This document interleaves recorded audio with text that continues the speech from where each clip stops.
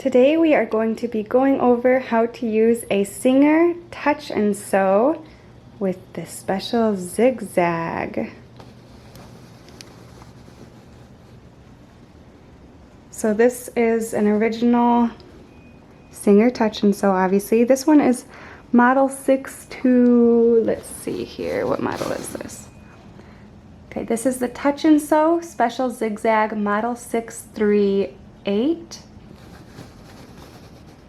But the models will all be somewhat similar. This is the original desk for it, and I do have all the original parts, so we'll be able to do a really good tutorial on this one on how to use it. So let's go ahead and get started. Okay, so on one end there's that little cut, and that's to catch it. Okay, so you want that facing that direction. You don't want that cut facing this way, because then while thread is trying to come off of this, it'll keep getting caught. Okay, so make sure that cut is facing this direction. So there's the hole. We simply put the thread. There's a hole in here. We simply put the thread through the hole and pull it through. Now that the thread is through that hole, there's actually on the side of this one instructions on how to wire that through. But all we're going to do on here, let's zoom in on that for you.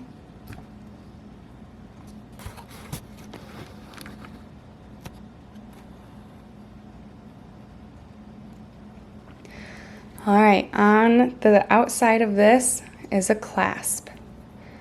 You want to put it below the clasp so it catches, and then it'll come back up. See, it's right in there now, okay?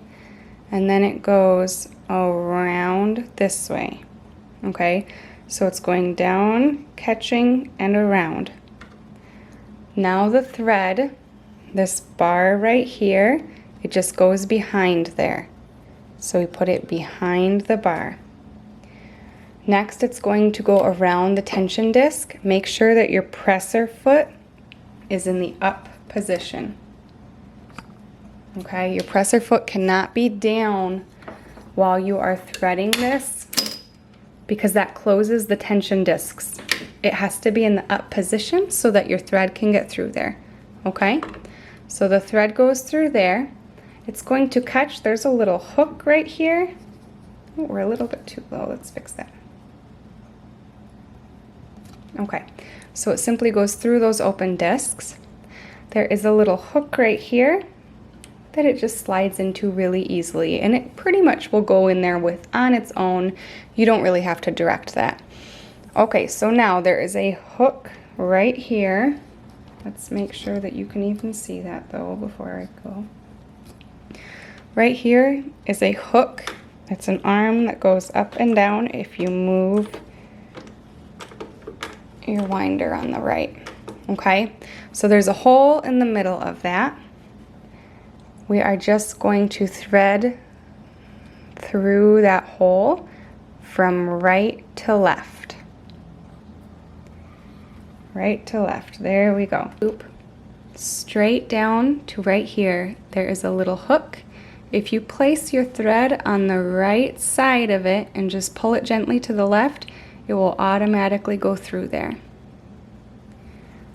Next is this right here. There are like 3 different layers of metal. You bring your thread from left to right over the top, in between the top 2. Going this way, it goes between the top 2, and it goes behind this part sticking out right here, and then back to the front. So again, this is a little clip that winds around. We take the thread to this side, pull it through to the right, and it goes in there all on its own. So next, all we have to do is thread the needle. You could just thread the needle from front to back. This machine actually comes with its own threader, so I'm going to show you how to use that. Okay, so there is a lever right here that just comes down. Now, to do this, the foot has to be down, so you'll want to pull some extra thread out, because once the foot goes down, the tension discs grab and you won't be able to pull more thread out. Put the foot down and then line up this. There is this little part sticking out. There is a hole in the side of this that those go together. There's a little metal part in the bottom here, a tiny little line that when you push it forward should line up exactly through your needle. I'm just going to basically place it on top. Ooh, popped out. Push it down and it catches on there. Okay, so then I can grab this, push it back, and it pulls the thread through the needle. Now we're going to wind a bobbin. So I'm going to lift my presser foot back up. I'm going to pull this forward. This piece pops up. And then we can remove the bobbin. Insert the bobbin. This bigger circle goes on the top. The smaller circle goes on the bottom. So we'll go ahead and place that in there. Okay, make sure it's nice and flat in there. Push that down. Our thread is in the needle, and we're just going to hold it over this screw back here to keep it out of the way. Okay, you can raise it twice if you'd like to. And then there is a button here with like a red, almost looks like a target. You push it to the left. Okay, if you move your case, it automatically snaps it back into place, but we want it to the left. Okay, and then I always like to start by hand winding a few.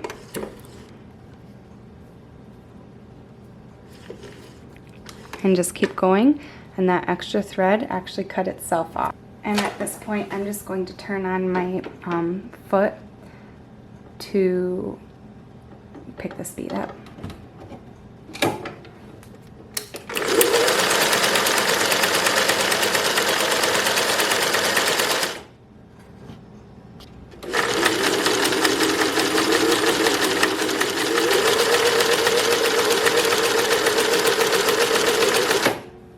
Okay.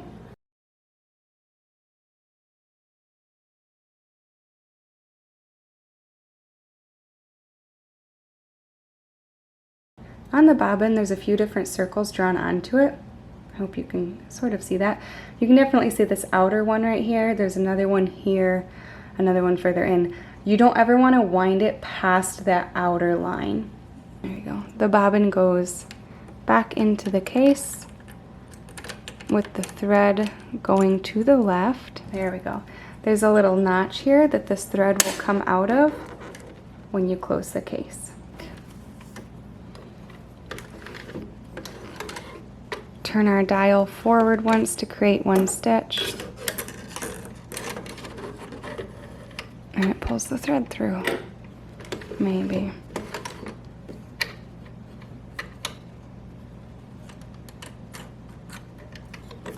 There we go. It loops. And then we can grab that loop and it pulls the bobbin thread through. Put them both to the back and you can begin sewing.